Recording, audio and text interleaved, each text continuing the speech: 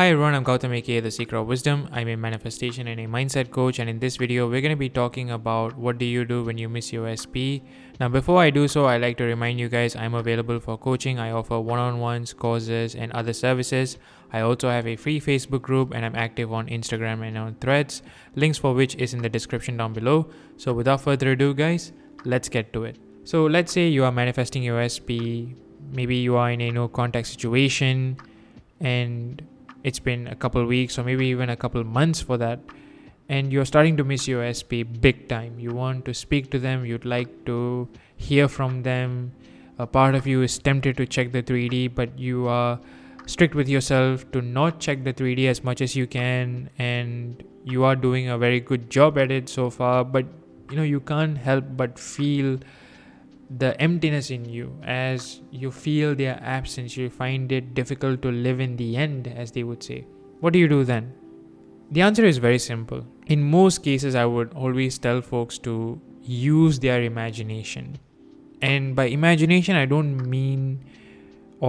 just refer to visualization per se, but I also mean conversations, scripting, and just thinking about how it would feel like to be in their presence, well into your union, right? Like, let's say you are a couple months into your union, you have manifested them. How does that feel like, right? That's what we need to really focus on. Now, the most helpful amongst all of these techniques is definitely inner conversations, or even writing it in a letter format. That has been the most helpful one. But there's also another aspect to this, and this is what I really want to focus on as well, because inner conversations, visualizing, affirmations, all of that has been explored, discussed in many other videos by many other coaches, even by myself for that. And those techniques are highly effective, right? Especially inner conversations where you hear them telling you how much they love you, how much they care for you, and basically them assuring you that this is already a done deal, and that makes you feel really, really good. And I always love having such conversations or hearing my clients practice that conversation, because what it does is that it puts them in the end state. But there's also another important aspect to this that I feel that many people sort of leave out, that if considered will help you significantly when it comes to detaching from this whole thing and making you feel a whole lot better, if you will. And that is to focus on other areas of your life. Many people don't do this, funny enough, because when they are manifesting their SP, they think, oh, I need to go all in. I need to go, like at full throttle at this. And by that, I mean, I'm not going to do anything except focus on my SP or focus on manifesting my SP. Ironically, what that does is that it only serves to reinforce their absence that much more, which isn't helpful at all. Right? Why would you do something, right, that essentially sabotages you? But that's what most people do, because they have this misconception that, oh, if I were to focus on this all day, every day, I would get my desires. But you won't really achieve the intended outcome if every step along the way you are reminded of the absence of the SP, right? If the idea comes, oh, why should I affirm for my SP? Oh, because he's not here yet, so I need to make it come faster, right? When you kind of go into it from that perspective, even on a subconscious level, you tend to notice their absence, and you feel that much more miserable, drained, and just sad overall, and you don't feel like doing anything. So really the question is, how do you negate this? How do you change this for the better? How do you get yourself out of this rut? It's by focusing on other areas of your life, really.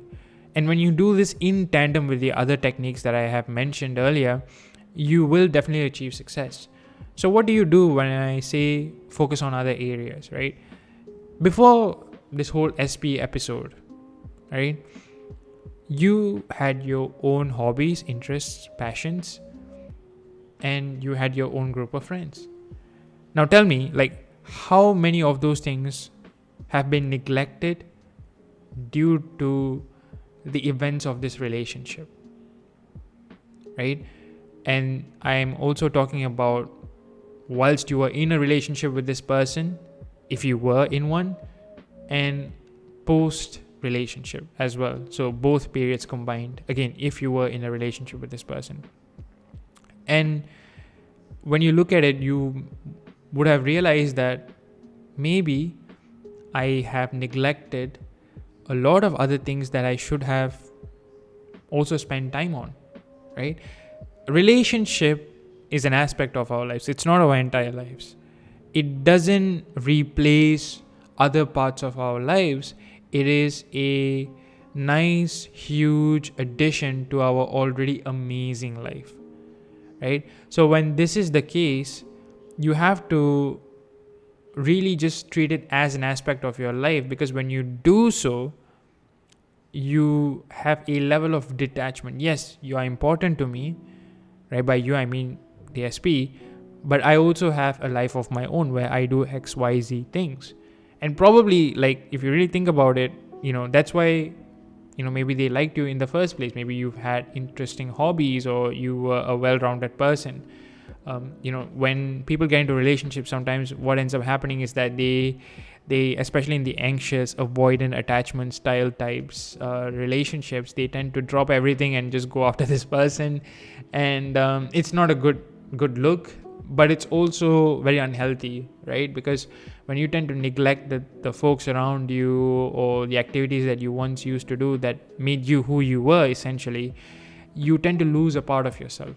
And the part that it gets replaced with, which is a desperate, clingy version, isn't exactly someone they want to identify with or associate with. And it's someone not even you want to associate with, to be very honest, right? So I would say pick up the hobbies that you once left out, right? And if you say, well, I still do continue it, well, keep at it, right?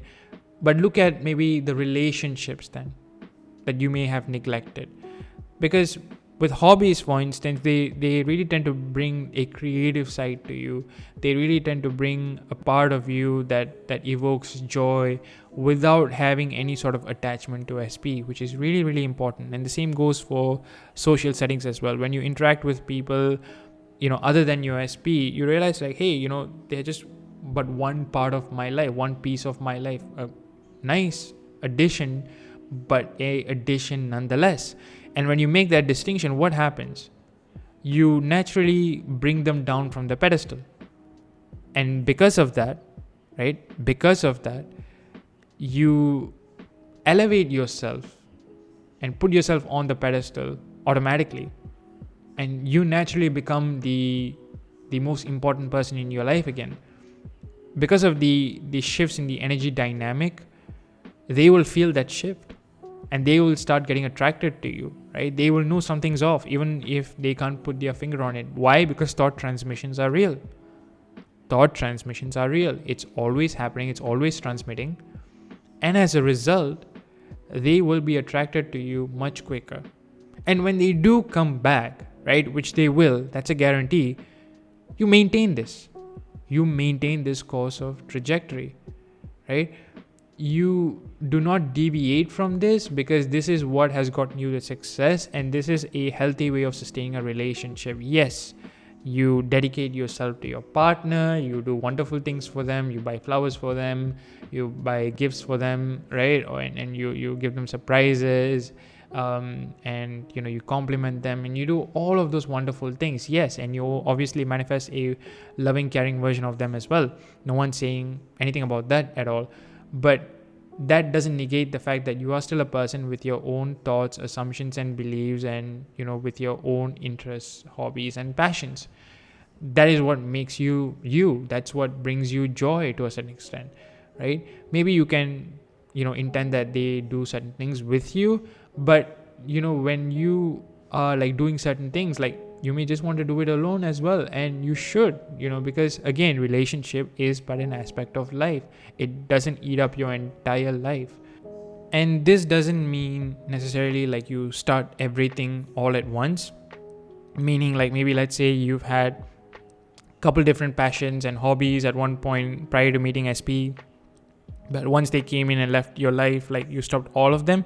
You don't need to necessarily kickstart all of them again, right? Like you can start like maybe one or two hobbies again and then slowly sort of develop the momentum. And maybe you can also explore other things, right? Newer things that you may have wanted to do at one point, but you didn't really have the time or luxury of exploring, but now you do. And you can go ahead and explore those as well. Same goes for cultivating relationships. If you don't really have a lot of friends outside of your relationship, or besides your loved ones, you can always make new friends, and maybe hanging out at bars, or going to the museum and making friends there, right? Like basically going to places where birds of the same feather flock together, and you interact with the community, and you start building up rapport with them and friendships with them that will last you for a long time, right? So that's what I would do, right? If I were to miss SP, if I had any, right, would be to just invest in myself, right? And to make myself the priority, the focus. And because I am making myself the focus, and since everyone is me pushed out, what happens? The SP will also focus on me, right? So that's all there is to it, right? So long story short, right, use techniques like inner conversations to reassure yourself. Better yet, write a letter where they express to you how much they love you, and definitely change your perspective of them. If you have any unfavorable thoughts of them or whatsoever, now it's a good time to change that, because you want every single aspect of your thought process to be in alignment to your desires.